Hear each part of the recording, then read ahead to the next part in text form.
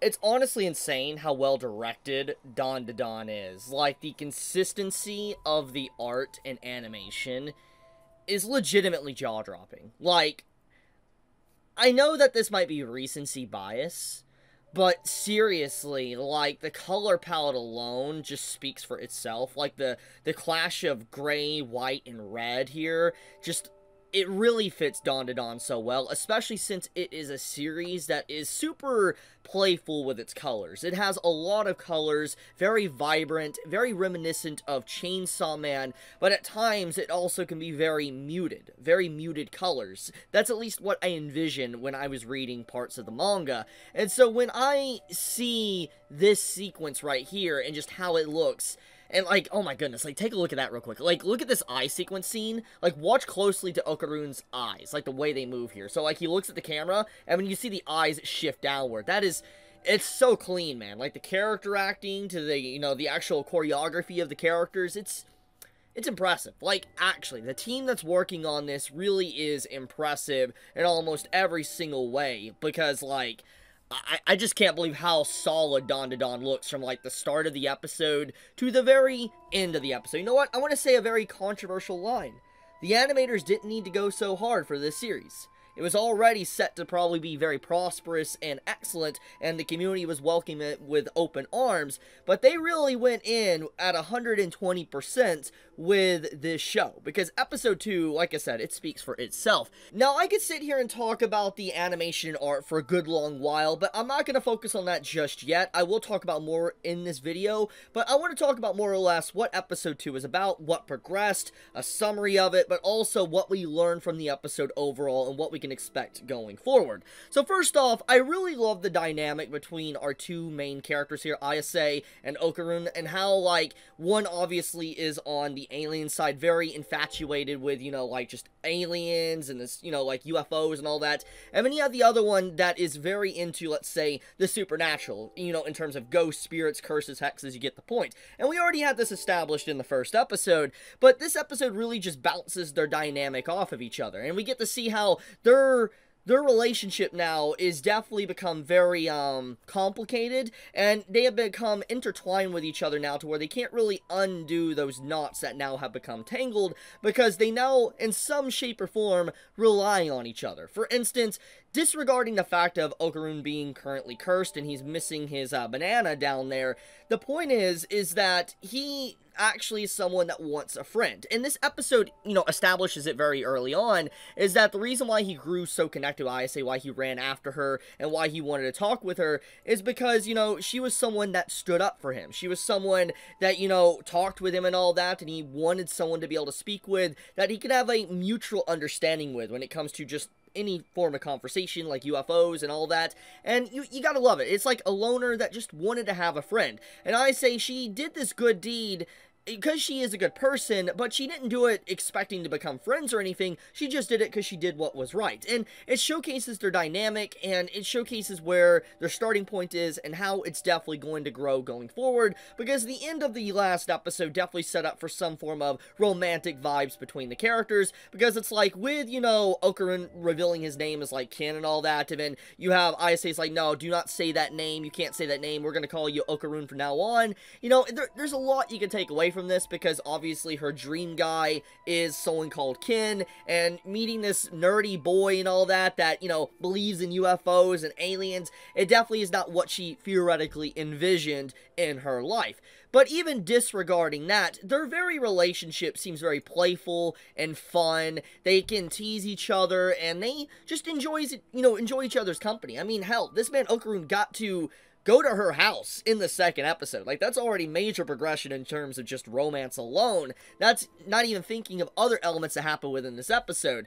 But, like, I do love how both characters they're weak in some areas and strong in others, because it's like, at first glance, when you look at the episode, it's very clear that, Ayase seems stronger, because she's able to keep, like, Turbo Granny in check, not allowing Turbo Granny to take control of Okarun and control his body. That's the majority of what the episode feels like. But then you get to the, second half of the episode, Okarun takes charge, and he turns into, like, a cursed version of himself of Turbo Granny, and he basically starts fighting against, the alien. And it shows that his part to play is also very important, he's very powerful, and he's not a useless MC. Both characters have their own utility and usage in individual fights. For instance, Ayase knows a lot about spirits, curses, torii gates, etc. While you have someone like Okarun, he's able to recognize aliens, how to deal with aliens.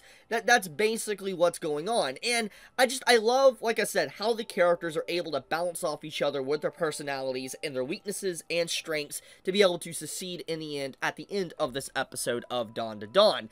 Now, despite all of this, the episode does leave us on quite the cliffhanger, where I don't know what is going on here. It leaves us on a cliffhanger where basically, Okarun, his body's starting to get taken over by Turbo Granny, and Ayase has passed out thanks to all the damage she took with the fight with the sumo alien, and also just constantly having to use her psychic powers to keep Okarun in check.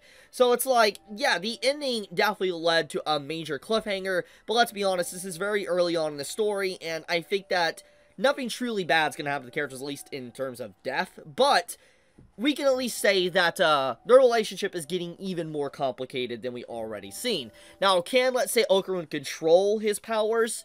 We will have to see. I mean, it was very clear by what this episode indicated that if someone was spiritually gifted to be able to hold the spirit in check, you theoretically become a medium to control the spirit and be able to use its power for your own, because that's exactly what he did within this episode. So we have, like, you know, nice comedy, slice life elements, we have, like, nice action sequences. It's a really good series. Like, it legitimately is. And I think that this episode overall does a fantastic job to really let fans know what to expect. Like, the first episode was more or less how unhinged Dawn to Dawn can get, while this episode is more or less like what to expect with the character dynamic. And I think that is the main important part of this episode, is showcasing these two characters and how they will deal with conflict with any given situation. So, with that being said, though, one thing I do want to talk about is that, getting back into the art, I love how, like, most of the episode is super vibrant and colorful. I know I already mentioned that in this video, but, like, there's just a lot of good usage of colors, and the way the background art looks as well, with the shadows and stuff. I don't know, the team that's working on this, they are really talented. This is some serious talent that is working on this show, and I've already seen a lot of people do some cross comparisons with this and Chainsaw Man, and I guess let's dive into that before I go any further. So I have definitely seen a lot of fans of, let's say, Dawn to Dawn, you know, take pop shots at Chainsaw Man in the last week. Disregarding everything that's happened in the last week, I definitely wasn't, you know, living under a rock when it came to the other things. And I definitely saw people were saying, why couldn't Chainsaw Man have this type of art and animation direction? Why do we have to get a director that tried to make it look like a movie? You get the point. And, you know, I'm just gonna be honest. I understand the comparisons to a degree, because obviously Chainsaw Man by Fujimoto, you know, that series is very unhinged and chaotic, and Dawn to Dawn is as well. And also, for a little bit more lore, the creator of Dawn to Dawn was a former assistant of Fujimoto that worked on Chainsaw Man. So you could definitely see the inspiration that is taking place in Dawn to Dawn. It's definitely Chainsaw Man inspired, to a degree. Maybe not fully, but to a degree it definitely is. And, you know, that's where the comparisons come in, is that, you know, the two series have some similarities when it comes to the chaotic nature, when it comes to the offers. But I think that the total direction of what Dawn to Dawn is fundamentally extremely different than what Chainsaw Man is. Because Chainsaw Man, the reason why the director wanted to make it very movie-like quality is because that's what Fujimoto likes. He likes movies. He's a film buff. And the way the series is exactly like Fujimoto's wet dream. While Dawn to Dawn is not something like that. From my understanding, the author doesn't want a series that's more movie-inspired, live-action movie-inspired. They want it to be very wacky and, you know, pedal to the metal, and that's what it feels like. So, obviously, it's like comparing apples and oranges. There is some similarities there, because obviously they're good for you, but they're very different in terms of the way they taste, the way they look, and everything about them and what's inside, and that's what's going on here. So I think that the comparison between Dawn to Dawn and Chainsaw Man, I understand why people think it, but I do think that people are taking it a little bit too far, because Chainsaw Man does look incredible, disregarding everything from Dawn to Dawn. But okay, I'm gonna wrap it up here, though. Overall, legitimately great episode. Better on it. Is it better than episode 1? Is it? I don't know. I don't know if it's technically better than episode 1, but I will say that it is, it's consistent. It is definitely at the same level as episode 1. I think I could definitely agree with that, which is a good thing. The fact that, I don't really see a drop in quality, and I could say that the quality of the show is the same as the first episode, I think is very telling going forward that this series is in good hands. Because usually, first episodes look the best, maybe the second episodes look okay too, but, you can see some degradation in quality, and then when you get to episode 3 and 4, that's when you really start to see the series' true colors when it comes to production, and how the animators are really going to treat the show going forward.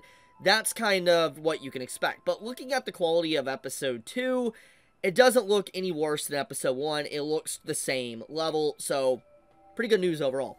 But okay, thank you so much for watching. May all of you have a fantastic day or night wherever you live. Be safe, stay healthy, and I love you guys. Chibi out.